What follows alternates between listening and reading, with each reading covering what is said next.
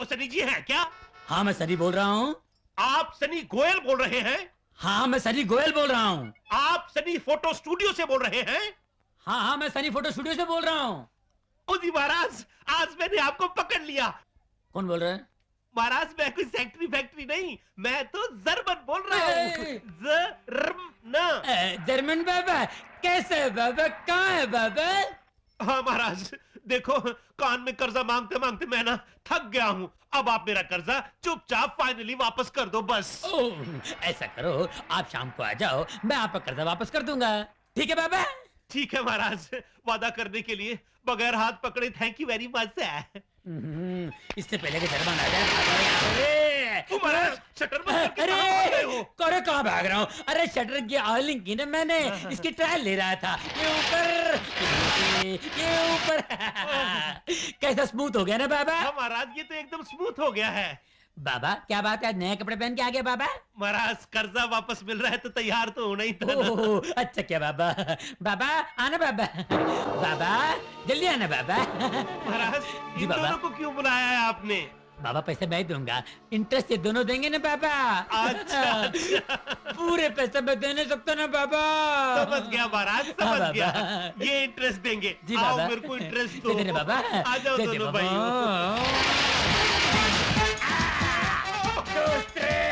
गोबाला गोबाला चंदा भरिया, ओम दोस्ते। गोबाला गोबाला चंदा, ओले ओले।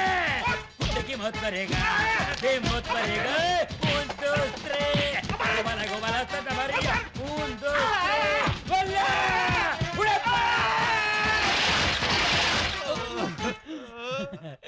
आ बाबा। महाराज पैसे मिल गए बाबा?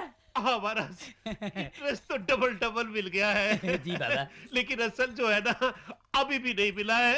दू बाबा? नहीं महाराज, असल की जरूरत नहीं है, यही काफी है। क्या सबक मिला है बाबा? महाराज ये सबक मिला मेरे को आज कि जी अपने बाबा। से ताकतवर इंसान को है ना कभी भी कर्जे पे पैसे नहीं देने चाहिए। सही बात है बाबा।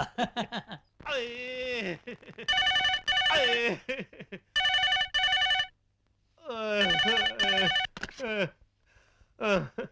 हेलो हेलो जर्मन, भाई सलीम बोल रहा हूँ। हाँ महाराज सलीम, बोलो क्या बात है? अरे यार कल मेरी बीवी ने फिर मुझे पीटा और कहा कि जो कर्जा दे रखा है। महाराज घबराओ नहीं, आज मुझे मेरा कर्जा वापस मिल गया है। आप आ जाओ, मैं आपका कर्जा भी वापस कर दूंगा। ठीक है, मैं भी निकल रहा हूँ। आ जाओ महाराज, जल्दी आ जाओ। अये, अये, अये, अरे जर्मन, माफ करना यार, ये क्या हाल बना रखा है तूने? महाराज मेरी छोड़ो, अपनी कहो। ये बता कि भाई मेरा माल रेडी है। महाराज आप ये बताओ कि आप पहले इंटरेस्ट खाओगे या असल खाओगे? भाई पहले तो इंटरेस्ट ही खाऊंगा। ठीक है महाराज। ये दोनों कौन है भाई? महाराज ये दोनों ही तो आपको इंटरेस्ट खिलाएंगे। अच्छा ठीक है, तू बैठ, मैं लेके आ रहा हूँ। ठीक है महाराज। लाओ भाई तुम दोनों मुझे दे दो मेरा इंटरेस्ट।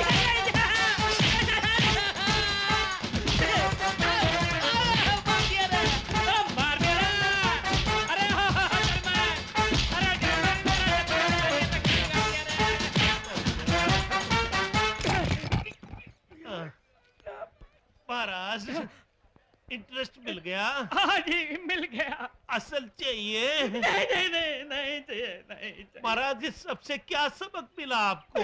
इससे ये सबक मिला कि जब किसी को उधार दो तो पहले डॉक्यूमेंट साइन करवा लो, साथ में 2-4 गवाह भी रखो।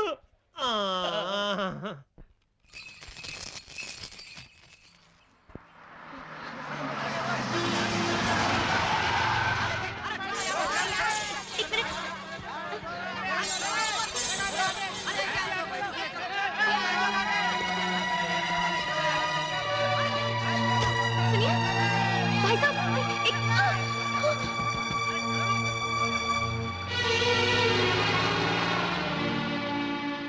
मेघा, मेघा मैं ऑफिस जा रहा हूँ, आओ तुम्हें छोड़ देता हूँ। No thanks. देखो ऐसी हालत में तुम्हारा बस में सफर करना ठीक नहीं होगा। सॉरी सर, मैं नहीं चाहती कि मेरा बच्चा अपनी माँ की तरह धोखा खाए। मैं उसे बड़े बाप के बेटे की तरह नहीं, बल्कि मामूली माँ के बेटे की तरह जीना सिखाऊंगी, जिसका पहला सबक यहीं पे शुरू होता है।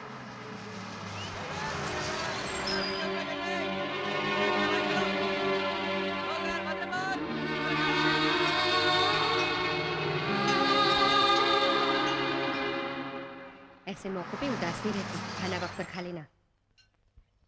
हे मेघा, आजा जल्दी। देख विजय बाबू ने सारे स्टाफ के लिए एक नई बस शुरू की है। आराम से जाएंगे। Come on come on. आइए मैडम आइए।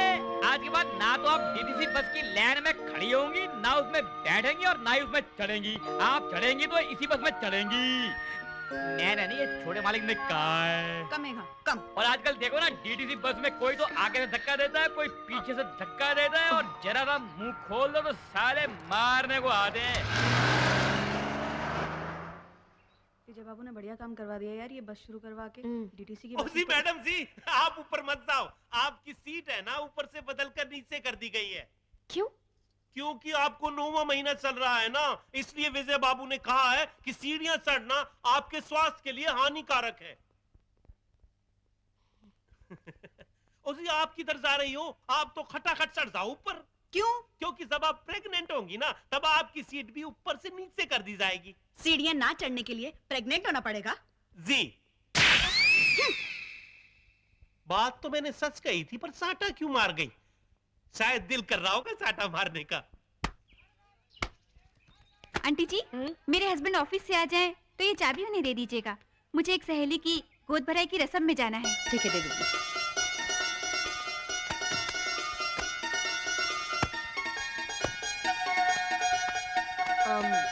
माँ, तुमने मेरी गोद भराई तो की नहीं। हमारे अलग रहने से क्या वो मेरे पति नहीं रहे? मैं उनकी पत्नी नहीं रही। लेकिन बेटा, गोद भराई तो 7वें महीने में। 7वें महीने में ना सही, 9वें महीने में तो हो सकती है ना। हाँ, मैं कल ही सारे मोहल्ले वाले को बुला लेती हूँ। बस क्या माँ, सिर्फ मोहल्ले वालों को बुलाओगी? अरे मैं विश्वनाथ जी की बहू हूँ, कुछ अच्छा वच्चा सा फंक्शन होना चाहिए। क्यों? हाँ, जरूर। अच्छा, अपने ऑफिस वालों को मैं कह दूंगी, तुम मेरे ससुर जी को जाके न्योता दे के आओ। और हाँ, विजय बाबू को जरूर।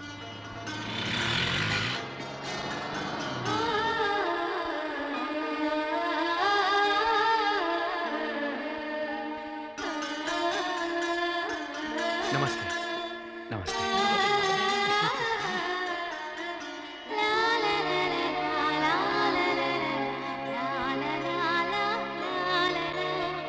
अरे मेघा, तेरे पति कहाँ हैं? मिलवाएगी नहीं क्या? लो, पूछा पति देव कहाँ हैं? तो ऐसे मुस्कुरा रही हैं जैसे कैलेंडर में लक्ष्मी जी मुस्कुराती हैं। अखंड सौभाग्यवती भव। चांद सा बेटा हो पुत्र जी के। अदे अदे जिंदा। नमस्ते। नमस्ते।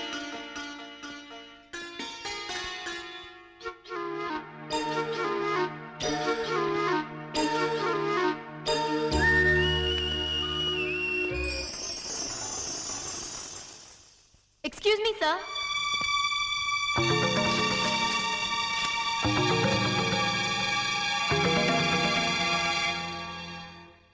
पर्सनल सेक्रेटरी की गोद भराई में लाखों रुपए का सेट देंगे तो लोग ये सोचेंगे कि जरूर हमारे बीच कोई रिश्ता है। नहीं है क्या? है तो अपने मुंह से बता दीजिए क्या रिश्ता है। शर्म आ रही है तो मैं बता दूं। फ्रेंड्स, हम रिश्ते में पति पत्नी हैं। Thank you. हमारे एमडी साहब ने अग्नि को साक्षी मानकर 7 फेरे लेकर मेरे गले में मंगलसूत्र डाला है। सुनिए तो, अब इन लोगों को यह खटक रहा होगा कि आपकी पत्नी होके भी मैं आपके घर में नहीं, अपने मां के घर में क्यों रह रही हूं। तो कम से कम ये तो बता दीजिए। लीजिए, हमारे एमडी साहब फिर शर्मा गए। चलो मैं ही बता देती हूं। जिस तरह उन्होंने घाटे में चलती हुई हमारी कंपनी खरीदी थी, उसी तरह उन्होंने एक मुसीबत में फंसी हुई लड़की भी खरीदी थी, यानी मैं।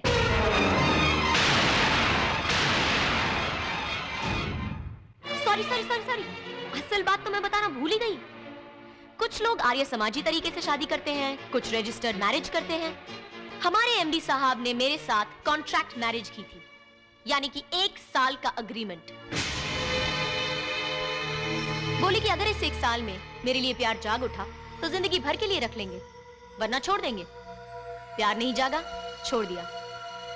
लेकिन क्योंकि कभी कभार उस 1 साल में प्यार जाग उठा था, तो मेरे पेट में ये उसी का नतीजा है। हैरत की बात तो ये है कि आजकल फिर से इनको मुझ पर प्यार जाग उठा है, इसलिए घाटे में चलती हुई कंपनी खरीद ली, मेरे जन्मदिन पर स्टाफ को बोनस दे दिया, जब मुझे महीने चढ़ गए तो लग्जरी बस का इंतजाम कर दिया, और आज हीरो का हार दे रहे हैं। पुत्र, उसने बोनस दिया या बस चलाई, जो भी किया तुम्हारी खातिर किया है। वो बहुत बदल गया है, अब वो बहुत प्यार करता है तुमसे पुत्र। लेकिन मुझ में अब आपके बेटे के लिए कोई प्यार नहीं बचा है। और आप लोगों को बुलाने का मकसद ये नहीं जताना था कि मैं फलाना विश्वनाथ जी की सपुत्र मिस्टर विजय की पत्नी हूँ। तो फिर ये तमाशा क्यों किया? सबके सामने इन लोगों को बदनाम करने के लिए? नहीं, अपने पेट में पलने वाले इस बच्चे के लिए।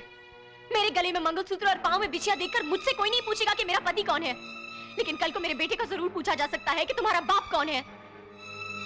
तो लोग असलियत जान ले, इसलिए आप सबको बुला गया था। आप आए, बहुत मेहरबानी की।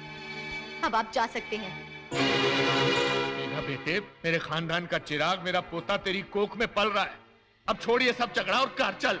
सॉरी सर, अग्रीमेंट करते वक्त ना आपके बेटे ने पूछा और ना मैंने बताया कि अगर इस चक्कर में कोई बच्चा पैदा हुआ तो किसका कहलाएगा। ये तो हमारे वक्ती प्यार की रसीद है।